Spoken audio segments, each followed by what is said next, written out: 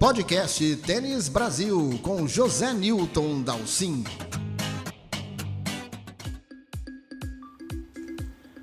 Andrei Rublev finalmente conquistou o seu primeiro Masters 1000.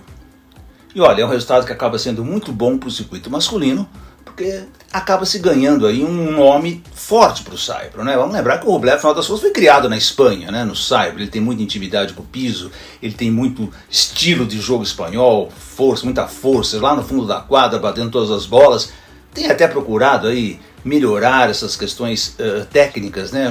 De vez em quando vai para a rede, de vez em quando faz um voleio bonito, até já dá deixadinha, que para o saibro é essencial, né? E que um cara que foi criado lá no saibro espanhol, esperava-se até que ele tivesse mais essa manha, mas importante para o Rublev conquistar esse título. Acho que isso deve tirar um peso muito grande das costas dele. E estamos começando a temporada de saibro masculina, portanto aí muita coisa pode acontecer ainda. Esta semana Barcelona e Banja Luka, ou seja, Djokovic e Alcaraz em quadra. Semana que vem Madrid, extremamente importante, todo mundo esperando ver se o Rafael Nadal finalmente aparece para enriquecer mais ainda a temporada de saibro.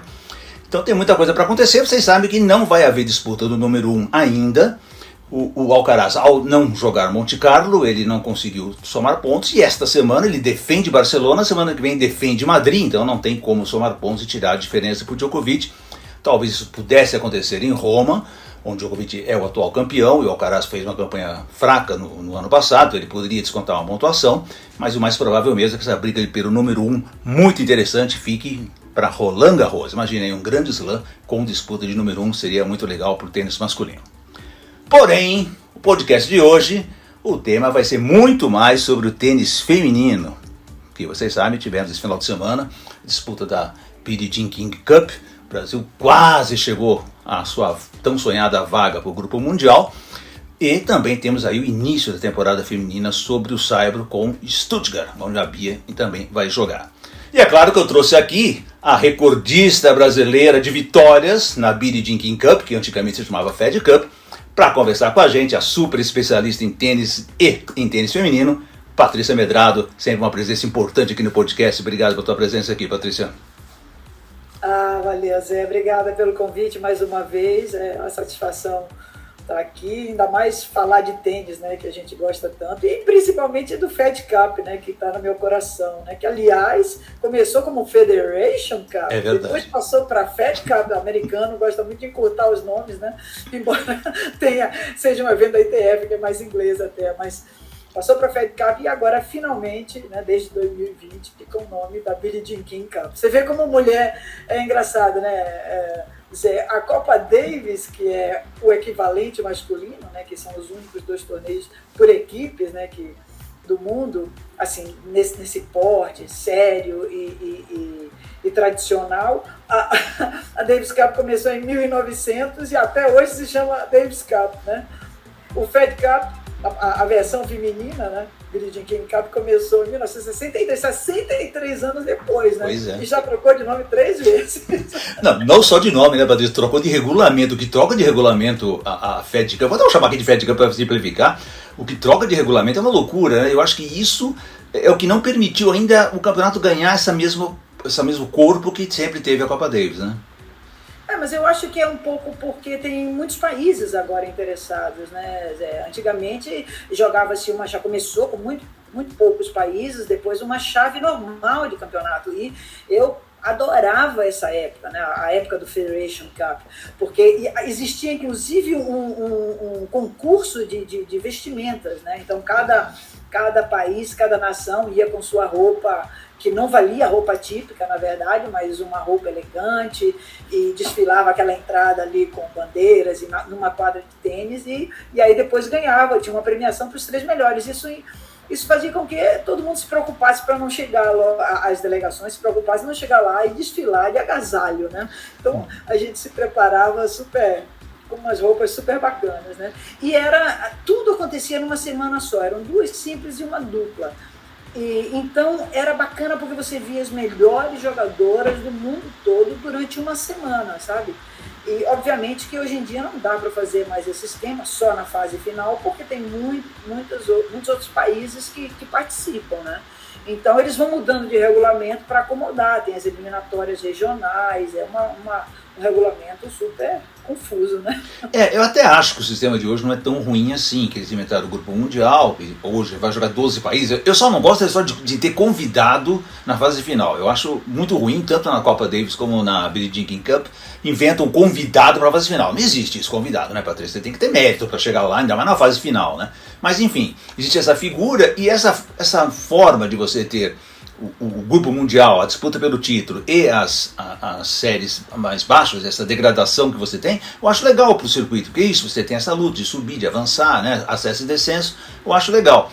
Mas ainda falta essa pegada, né? Eu acho, quando você falou a Fed Cup, naquela época, você lembra muito bem, 84, fizemos aqui no Pinheiros, para mim foi o maior torneio já feito no Brasil, né? A maior promoção feita no Brasil, 32 países disputando o título e tinha até a chave de perdedores, né? Que o Brasil foi na final, né? Vocês foram na final. Japão que vocês perderam, foi isso?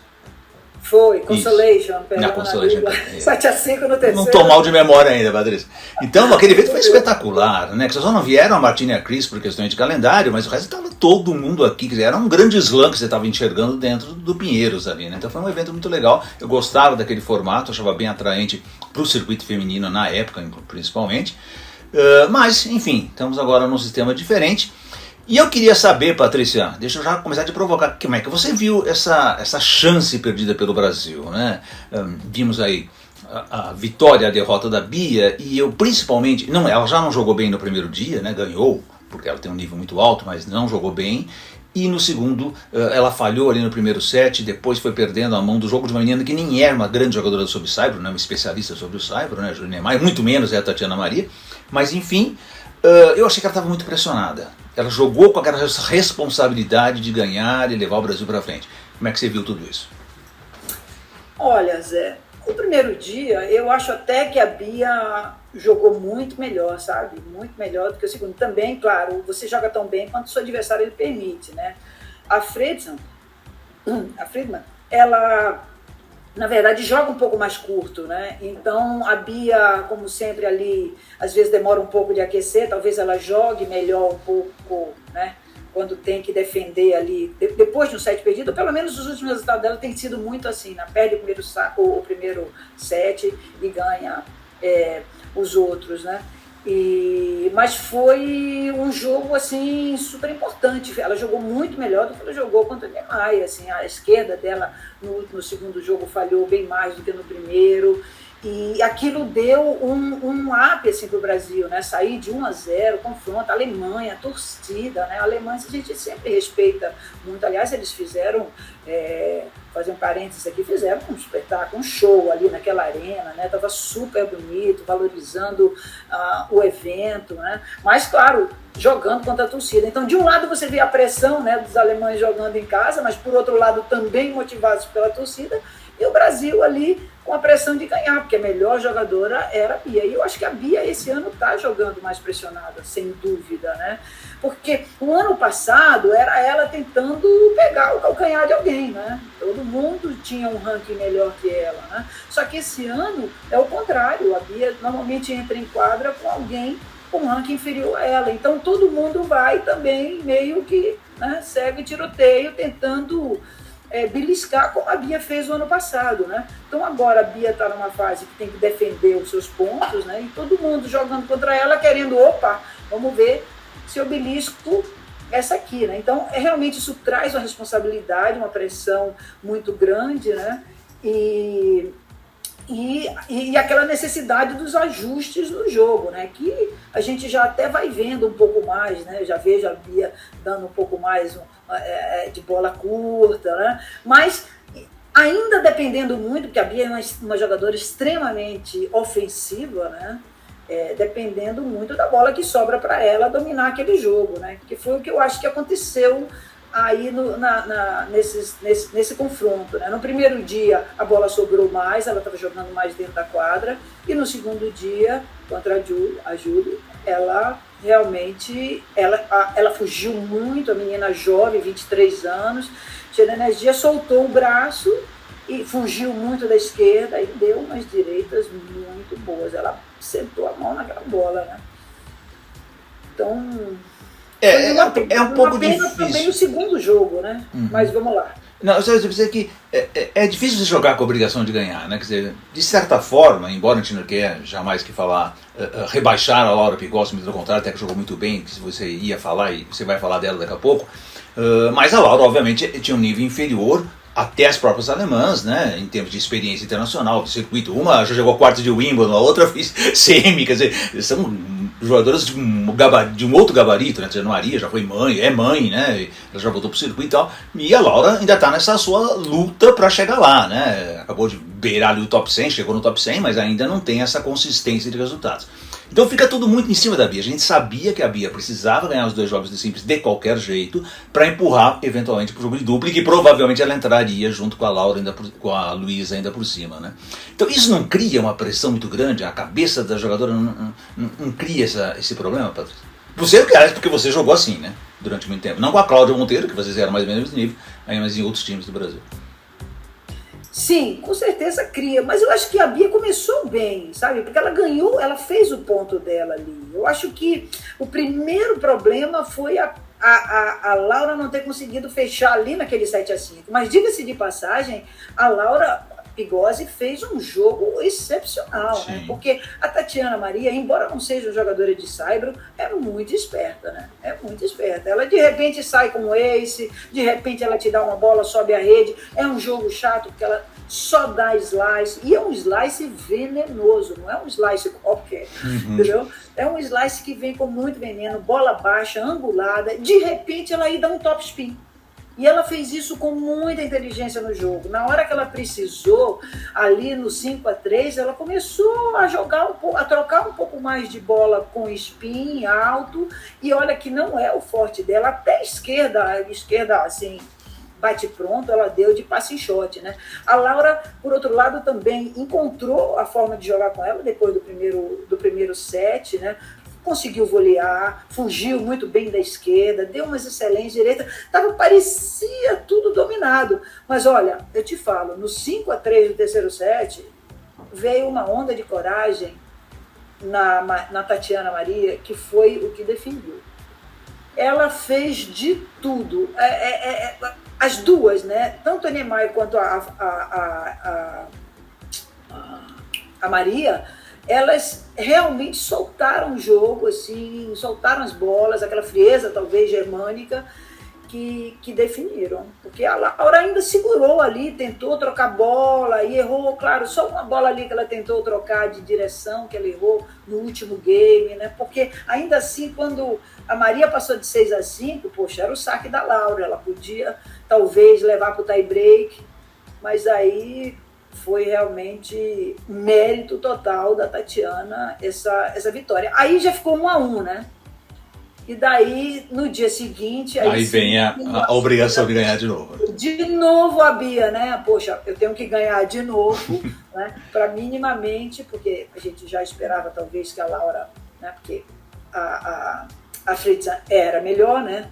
Do que a Maria. Aliás, o Rainer Schuttler, o técnico, fez uma jogada de mestre. De mestre. Tirar a Maria e colocar a Niemeyer foi demais. Porque ela estava cansada do jogo, tinha acabado de ser na sexta-feira, o que não aconteceu com a Laura, que não teve todo esse tempo de recuperação, né? Ela realmente foi muito bem bolada a atitude dele.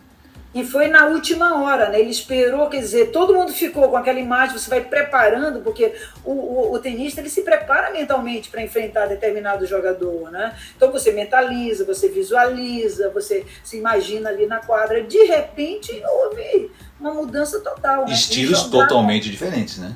Estilos totalmente diferentes, né? Na verdade, hoje em dia todo mundo está jogando meio que parecido, mas justo a Tatiana, que seria a adversária da Bia, não foi a que foi substituída. E daí vem uma que realmente, e eu acho que se ele não troca, a Bia também teria encontrado a forma de jogar, assim como a Laura encontrou, né?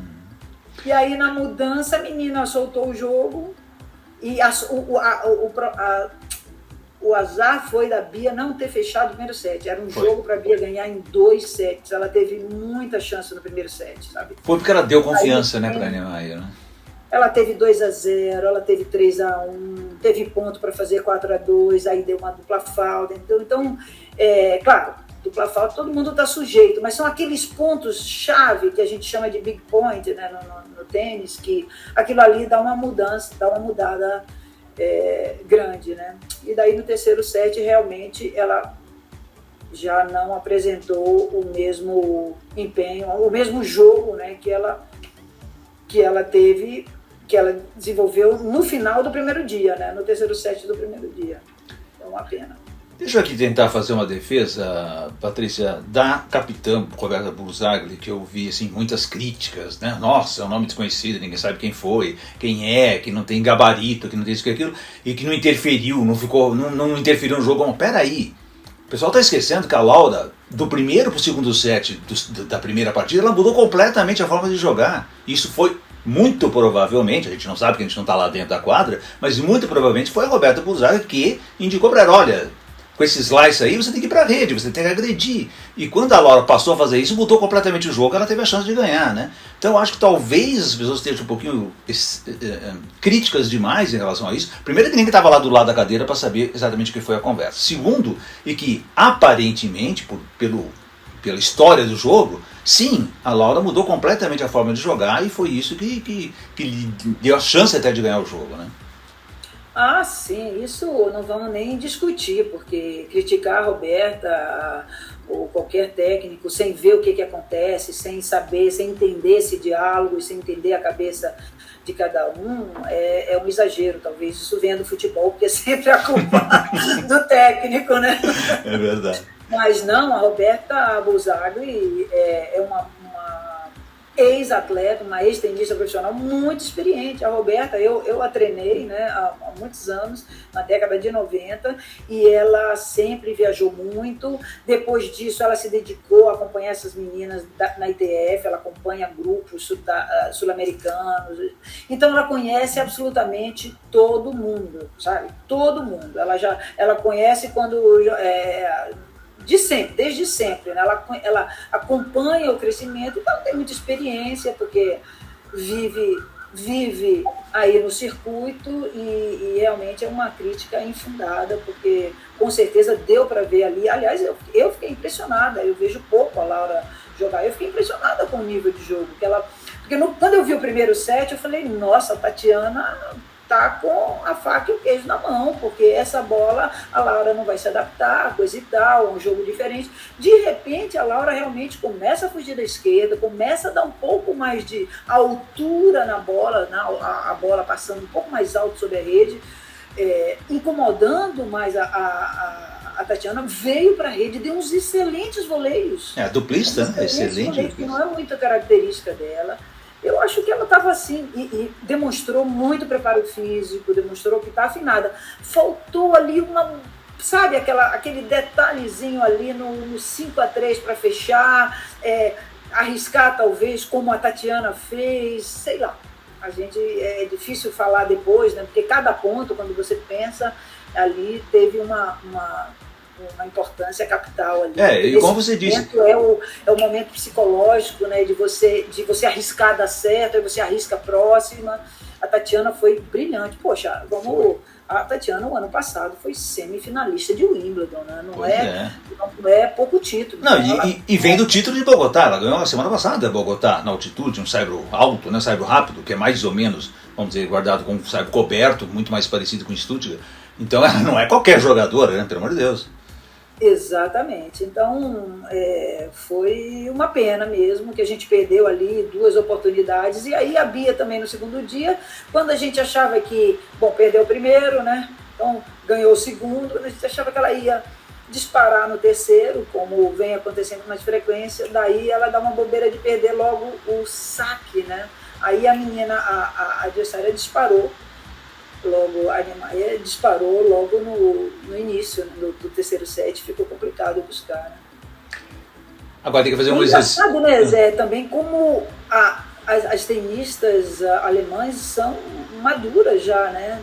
Eles não estão com uma renovação, né? Não tem. Engraçado, tem 3 tenistas lá com 35 anos, né? Incrível. E eles ainda estavam esperando, ainda tinha mais a Sigmund esperando ali essa oportunidade na dupla, que que também tem 35, né? A Tatiana tem 35, aliás, duas de 35, né? A Niemeyer só que é um pouco mais jovem. Enfim, mas é uma questão de também ter uma equipe maior, né? Talvez falte ainda no Brasil a gente ter mais opções, né? E aí fazer esses encaixes de jogo, né? Vai jogar contra tal, essa daqui seria melhor, né? Então a gente ainda está, né, com uma escassez ainda de jogadoras, né? Obviamente que o nível das nossas tão bons, né, cada uma dentro do seu... A Bia nem se fala, né? 14, 10, ela está de 14 agora, né? Segue ainda. Segue de 14. De 14 e a Laura tentando ali o seu lugar, mas com bons resultados, né? Só que jogando com tenistas de outro nível, né?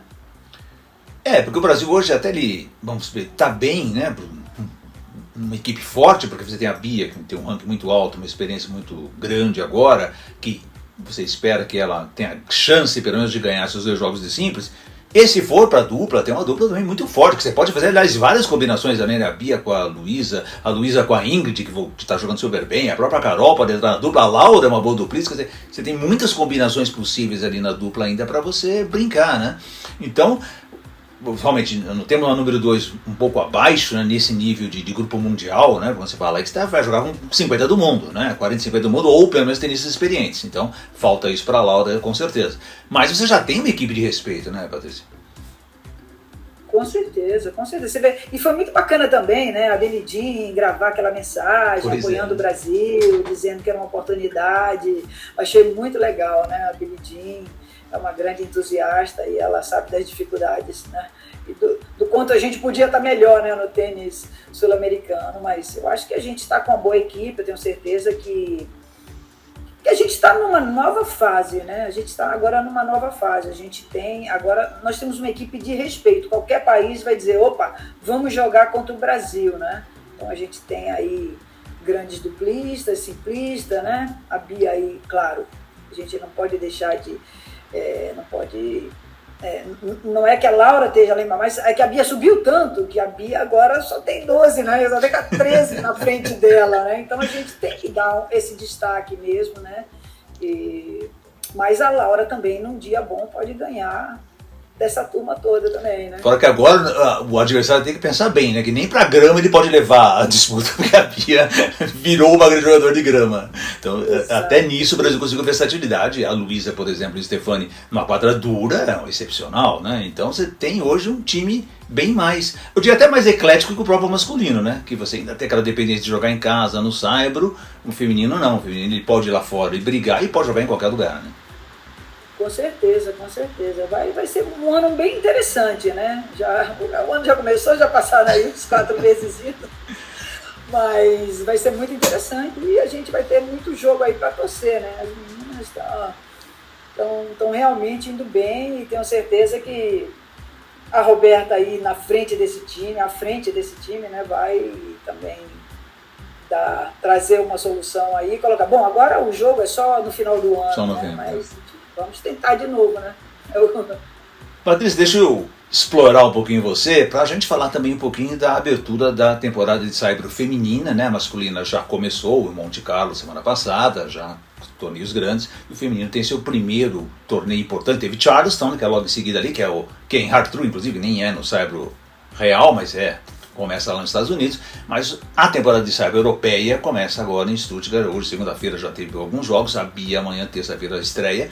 Mas eu queria que você me desse uma visão geral, né? O que é que a gente pode esperar desse saibro? A Iga Swiatek vai dominar tudo de novo? Essa contusão que ela teve lá nos Estados Unidos pode equilibrar um pouco mais o circuito? A Sabalenka vai conseguir combinar o jogo dela com a quadra mais lenta? Como é que você vê essas alternativas todas? Olha, Zé, a gente tá falando da Sabalenka, da Iga, mas vamos ficar de olho na Rybakina, né? Sim, porque ela não é fraca não, né? Gosto muito do jogo dela, né?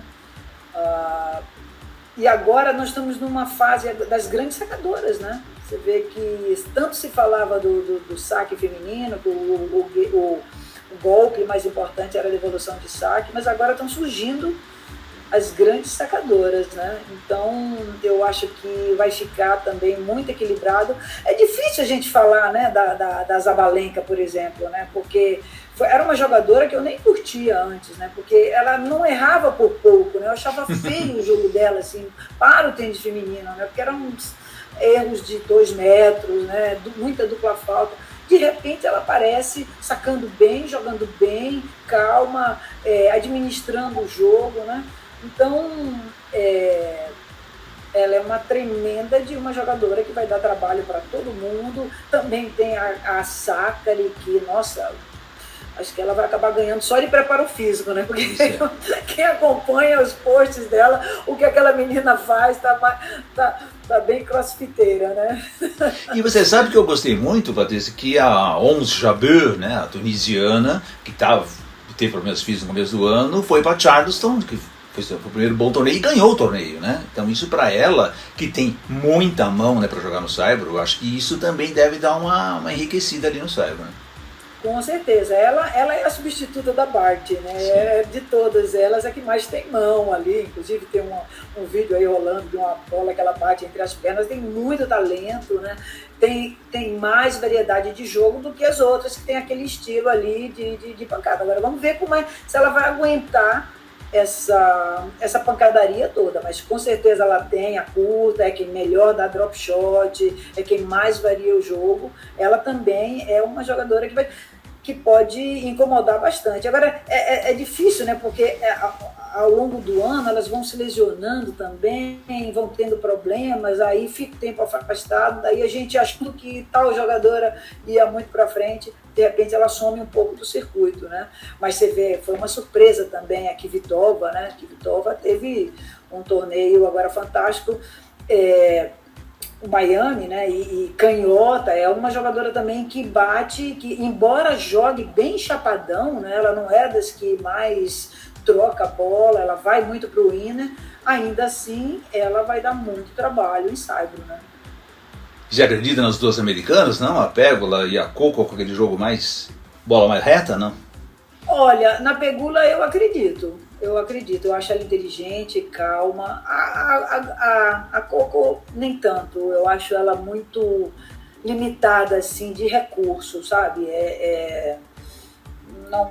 Não me impressiona muito. Eu acho que ela foi uma grande esperança lá quando saiu bem no US Open, muito jovem.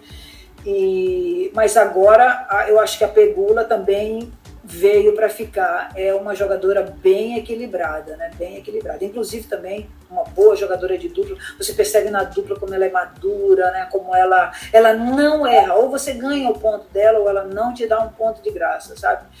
E gosto disso. Enquanto que já a parceira dela, a Coco Gauff, já vai mais para acertar a adversária, já vai mais na pancadaria, né? Então aquele estilo que a gente vê muito no feminino, né? É para acertar quem está na rede mesmo, né? Então eu gosto da Pegula na simples, assim. Acho que ela vai incomodar também.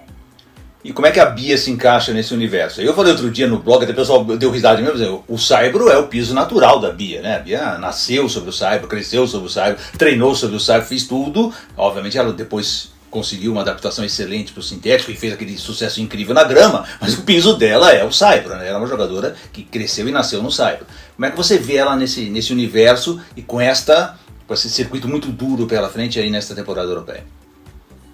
Olha, vai ser interessante de ver, né? Muito difícil a gente falar, né? Justamente por tudo isso que você falou. Uma pessoa que nasceu, cresceu, aprendeu a jogar em saibro, que isso significa aprender a escorregar, né? E a trocar muita bola, e vai lá e na grama, onde é um piso onde você tem que jogar muito agachado, onde você tem que atacar muito, o saque é fundamental, se golear melhor ainda.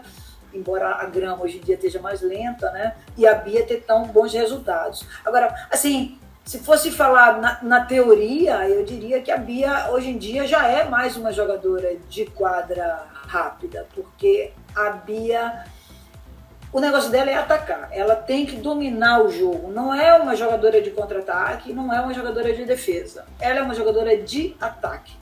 Então, para atacar, embora ela passe muita bola na força, né? Mas eu acho que a bola dela é mais eficaz, ainda mais sendo canhota, numa quadra rápida, né?